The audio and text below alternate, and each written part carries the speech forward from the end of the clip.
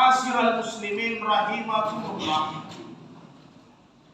Allah Subhanahu wa taala berfirman di surat Ar-Rum ayat 41.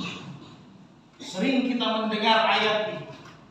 A'udzu billahi samii'il 'aliim minasyaitonir rajiim. Zaharal fasadu fil barri wal bahri bima kasabat aydin nas.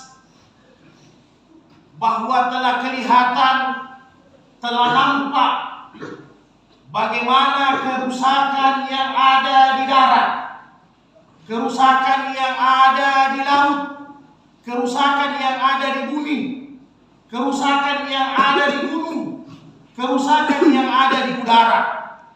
Kerusakan alam ini telah nampak daripada perbuatan-perbuatan manusia, daripada ulah manusia. Ibnu Abbas radhiyallahu anhu menafsirkan tangan perbuatan-perbuatan manusia adalah dosa-dosa manusia yang begitu banyak,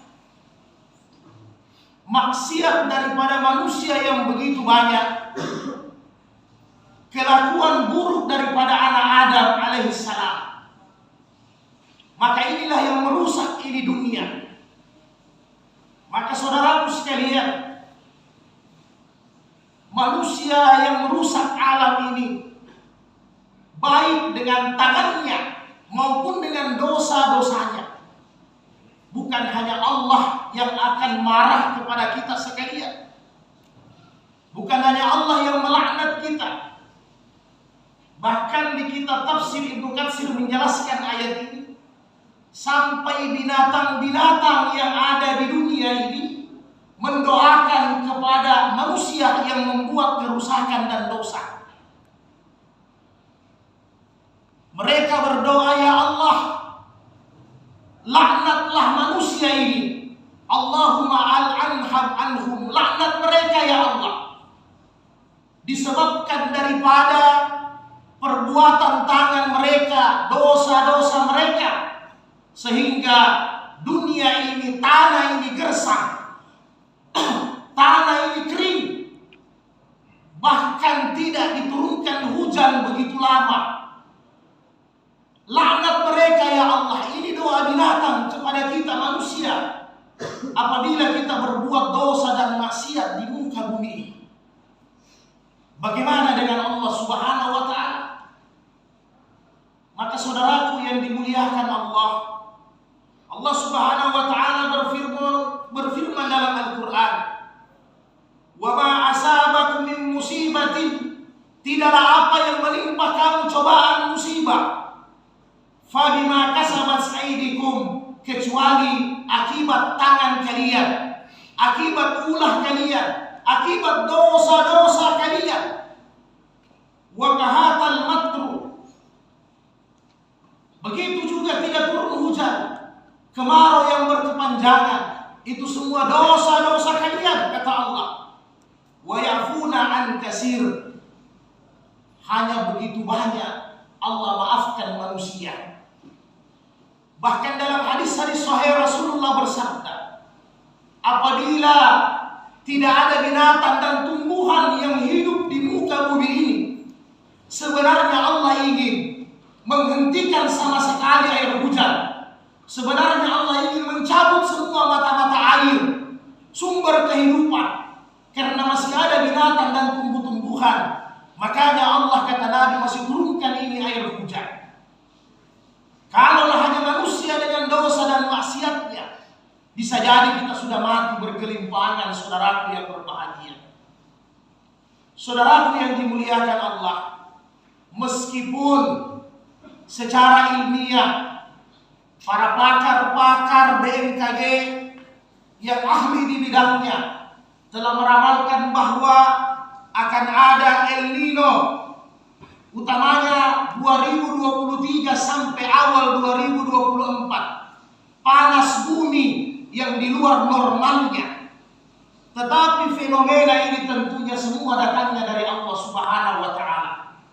Pasti terjadinya ini karena begitu banyak maksiat yang dilakukan manusia.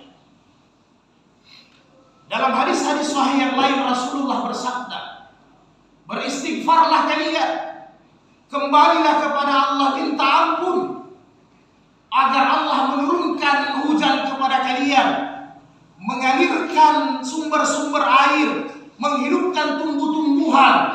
Beristighfarlah, karena kita manusia begitu banyak kesalahan dan dosa yang kita lakukan di hadapan Allah Subhanahu wa ta'ala.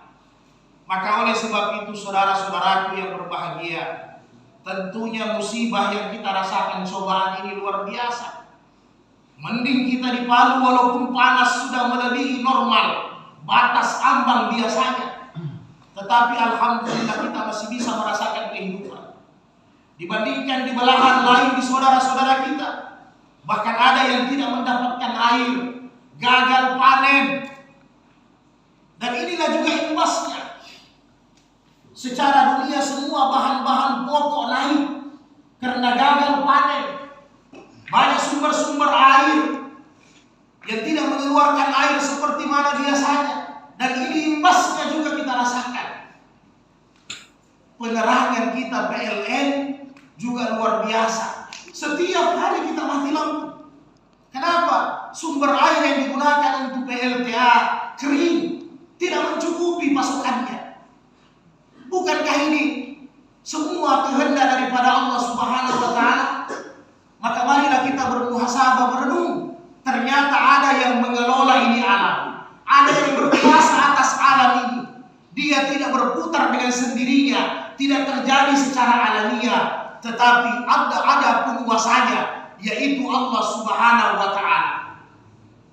Maka mudah-mudahan keringnya ini dunia tidak sampai mengiringkan hati kita kepada Allah, tidak sampai melemahkan ibadah kita kepada Allah.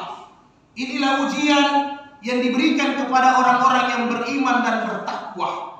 Apakah mampu kita melewatinya dengan sebaik-baiknya? Apakah mampu kita bersabar, bersyukur, atau kita mengeluh? Maka semuanya kembali ke diri-diri kita semua. Maka oleh sebab itu saudaraku yang dimuliakan Allah, saya mengajak diri saya dan kita semua, setiap hari banyak-banyaklah beristighfar kepada Allah Subhanahu wa ta'ala. Mungkin ini ujian yang Allah datangkan kepada kita ini secara global, bukan hanya di tempat kita, di seluruh Nusantara khususnya Indonesia mengalami ini. Maka kata Rasulullah, ya ayuhan nas, wahai manusia, tubu ila Allah, kembalilah kepada Allah, bertobat, wastaghfiruhu, beristighfarlah kepada Allah. Fa inni atubu fi yaumi mi'ati marratin, karena saya sendiri setiap hari beristighfar kepada Allah sebanyak mi'ati marrah, 100 kali setiap hari. Maka marilah kita banyak-banyak beristighfar, kita kembali kepada Allah Subhanahu wa ta'ala. Semoga Allah Subhanahu wa ta'ala memberikan kita kesabaran, memberikan kita kekuatan keimanan, sehingga kita mampu melewati musibah ini dengan sebaik-baiknya. Amin ya rabbal alamin. Barakallahu fil Qur'anil Karim wa nafa'ni bil ayati wa zikril hakim wa taqabbala minni wa minkum tilawatahu innahu was-sami'ul alim.